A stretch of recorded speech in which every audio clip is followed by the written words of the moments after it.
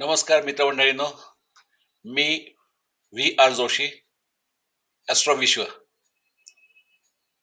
पारंपरिक ज्योतिषशास्त्र, भावनवांश, कृष्णमूर्ती पद्धती यांचा अभ्यासक मागील 12 वर्षांपासून सतत कार्यरत आहे.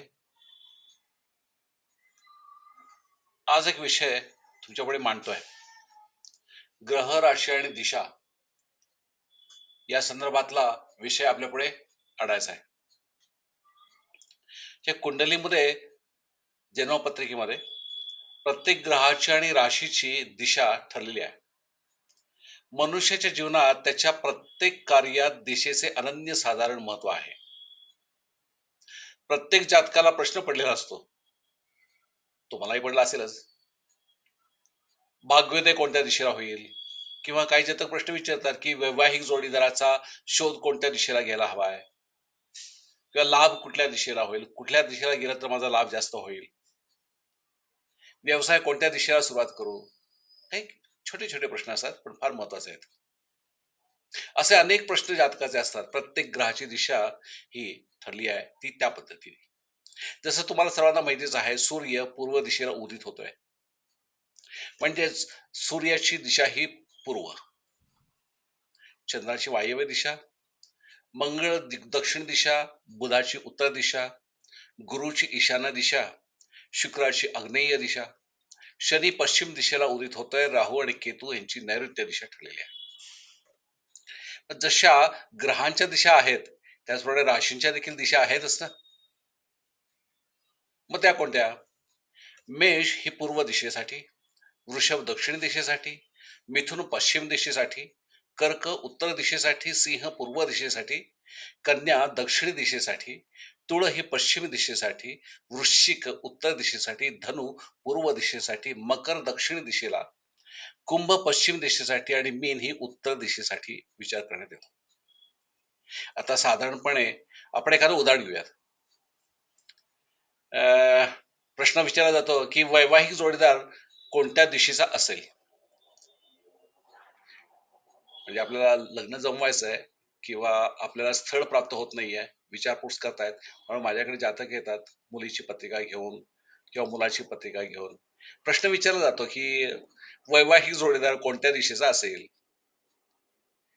प्रश्न पडतो आमच्यासाठी. सप्तम स्थानामध्ये, कुंडलीच्या जन्मपत्रिकेच्या सप्तम स्थानामध्ये वृषभ राशी आहे, आणि त्याचा राशी स्वामी हा शुक्र मीन राशीमध्ये असा असेल, तर आपल्याला प्रश्नांचा उत्तर देताना काय विचार करावा लागेल? यस, तुम्हाला जोडीदार हा उत्तर दिशेचाच मिळेल. दुसरा प्रश्न विचारला गेला एखादा, कुठल्या दिशेला गेला तर माझा लाभ जास्त होईल, लाभ होईल. आता लाभ किंवा लाभेश किंवा लाभकारक स्थान जर विचार करायचा झाला, तर ते आहे ते एकादश स्थान, म्हणजे लाभस्थान. म्हणजे लाभेश ज्या राशीत असेल, त्या राशीच्या दिशेला विशेष लाभ होतो. म्हणजेच एकादश भावामध्ये जर एखादा ग्रह, एकापेक्षा अधिकही ग्रह असू शकतात, तर त्या ग्रहाच्या दशा किंवा अंतर्दिशेत विशेष लाभ होतात, हे आतापर्यंत पडताळणी केली गेलेली आहे, जाणवलेलं आहे. प्रत्येकानेच माणसाने कुंडलीनुसार लाभदायी दिशेला आपलं कार्य केलं असते, दिशा जातकाला सकारात्मक परिणाम देते, हे निश्चित. त्यामुळे माणसाच्या मेहनतीला योग्य फळ मिळतं, कारण मनुष्याच्या जीवनाला योग्य दिशा सापडणं फार महत्वाचं आहे. आणि मी दिशादर्शक आहे. जीवनाला योग्य दिशा देणं हे ज्योतिषशास्त्राच्या सल्ल्यातून, ज्योतिषशास्त्राच्या मार्गदर्शनातूनच तुम्हाला देऊ शकतो, आणि त्यांना निश्चितच त्याचा फायदा होतो. त्यापैकी आता तुम्हाला जर मला संपर्क साधायचा असेल, तर माझा व्हॉट्सअप नंबर आहे 9702089298. संपर्क क्रमांक पुन्हा एकदा कुठेतरी लिहून ठेवा किंवा स्मरणात ठेवा, 9702089298. या माझ्या व्हॉट्सअप नंबरवर तुम्ही तुमचे डिटेल्स संक्षिप्त रूपामध्ये माझ्याकडे पाठवू शकता, ज्याच्यामध्ये तुमचं नाव, जन्मतारीख, जन्मवेळ आणि जन्मस्थान तुमची जन्मकुंडली तयार करून मी तुम्हाला तुमच्या प्रश्नांची समर्पक उत्तरं तुम्हाला समर्पक उत्तरांसहित तुम्हाला मी आश्वस्त करेन. धन्यवाद. नमस्कार.